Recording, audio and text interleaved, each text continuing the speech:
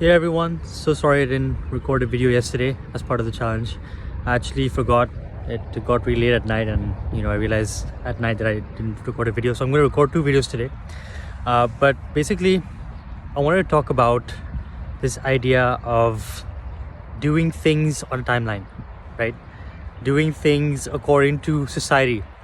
So the one thing I've always noticed, and this is the thing that I've sort of always gone against, is doing things the way everybody else is doing it and at the same time as everybody else is doing it. So for example, in university, everybody has this thing set in their head that, hey, I have to graduate at the same time as everybody else, I have to get a job and get the same type of job as everybody else. Like, people will hesitate to take a gap year, or go for a year and work and graduate a little later, or maybe take a part-time job until they get the job that they're looking to get.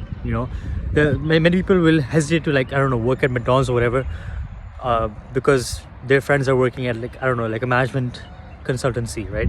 And people struggle to take risks that sort of go against their timeline that they've set in their mind. They struggle to take decisions that go against that, and this severely limits their experiences, limits their exposure, and it makes you an average person, right? So to give you an example, I was working at SurveyMonkey. I worked there for the past 2 years right after I graduated from university, and I was born and raised here in Dubai. I left here when I was 14. I've been in Canada for the past 12 years. So I really decided that I miss Dubai. I miss the people, the weather, the culture. I wanted to come back, visit, meet people, right? And I wanted to be here, right? It had been so long. So I was like, you know what? I'm going to quit my job and come here, because SurveyMonkey wasn't going to allow me to work remotely. And so I did, right? And the last 6, 7, 8 months have been great being in Dubai. But I realized that career-wise, working here in tech is still not it, because the tech ecosystem is very much in its infancy still, and tech is still better in Canada and the US. Like, the opportunities over there are far better than over here. So I want to go on to become an entrepreneur. I want to build a tech business, like a tech startup.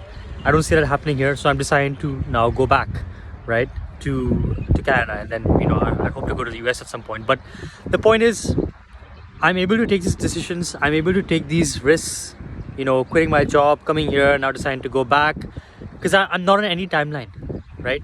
I'm not worried about what everybody else is doing. I'm not worried about where everybody else is in their career and where I am compared to them. Like, I just don't give a shit, right?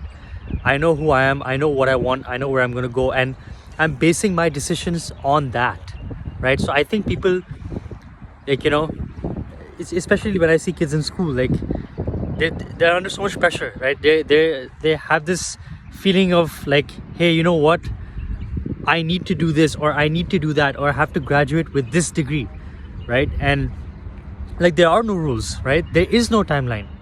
Like says who, right? So I just want to say, try to think about making decisions, taking risks based on what you want, who you want to be, more so than what everybody else is doing, because that's just trying to play it safe, right? And that makes no sense. So yeah, that's all I want to say.